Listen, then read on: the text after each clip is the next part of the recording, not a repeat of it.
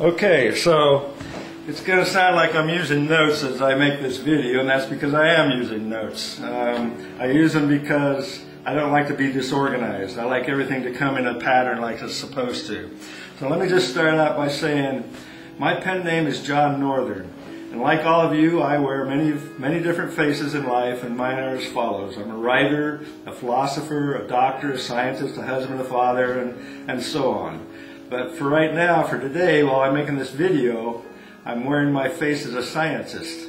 And I'm making this video to introduce you to a discovery that's going to rock your world. It's probably one of the most significant discoveries of the 20th and the 21st centuries. This discovery was made possible by the work of scientists in the past, and it's always true that, scientists have to use technology that was discovered before, and then you just keep building it up until you get to where you are. And so as technology moves forward, new discoveries become possible. And these discoveries make it easier for us to maintain our daily lives and to live in more comfort, which we love to do. Inventions such as refrigerators, washing machines, vacuum cleaners, automobiles, and many others lessen our menial work and gives us more time to pursue other interests. Once in a while, a new discovery is made which boggles the mind. Transmutation is one such discovery. A lot of people don't realize it, but today scientists can change lead into gold. It's true, they can change lead into gold. This all started thousands of years ago when the alchemists of old performed experiments trying to change base metals into precious metals. And finally, after a long time passed, these experiments were given up. They believed it was impossible to do such a thing. But then came the particle accelerators, and voila, now we can change lead into gold. It's true, you can look it up, you can Google transmutation if you want to know more about it. Transmutation. So look it up on the internet. The advancement of technology has also led scientists into another long sought after discovery, and now we get to it. The fountain of youth.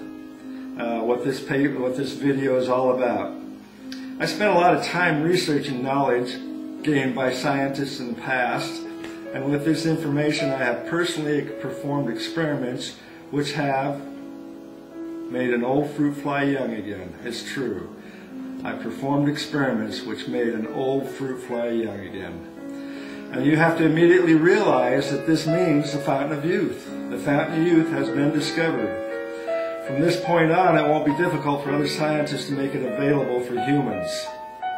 I have thought about keeping this discovery a secret in order to continue to work on it in private, but I realize that in order to take this to the next level, that is from flies to small animals, and from small animals to large animals, and finally from large animals to humans, it will take a lot of money and more sophisticated laboratory equipment than I have access to.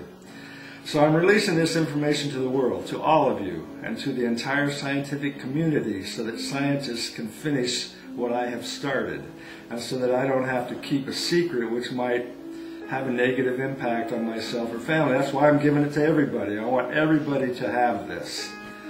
Therefore, in order to get it out to you, I've written an ebook entitled The Youth Continuum, which explains the results of my experiments in detail. Several times I had to rewrite this ebook to rephrase or eliminate the boring scientific terminology, but to be honest, there are still some paragraphs or groups of paragraphs in which I had to leave important information, mainly because it is essential for describing the discovery. In the future, as the experiments, I'm getting off the topic just a little bit here, as the experiments proceed to produce a machine for humans, there will be philosophical and religious arguments, debates, and objections about creating the fountain of youth. But you have to realize that diseases, accidents, suicides, and wars account for most of the deaths of humans. It's true, and they will always continue, which means that death by old age is actually a rarity. Secondly, if a person has access to a machine that can keep them alive indefinitely, many will choose not to use it, or to use it only once, just enough to double their lifespan. I don't think I would want to live indefinitely. And thirdly, most religions and philosophers will admit that humans need to have freedom of choice. It's in our nature. Actually, I wouldn't mind doubling my lifespan, though, because there's a bunch of things I would still want to do. Anyway, if you're interested in reading about this discovery, go to johnnorthern.com, where you will find out how to order the ebook. You can also look me up on Facebook.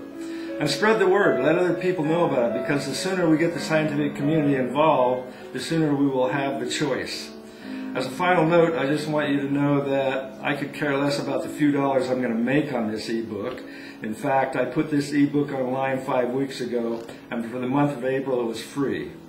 You can also use this information for your own lives, to live longer and healthier, even before they perfect the fountain of youth. And that's all.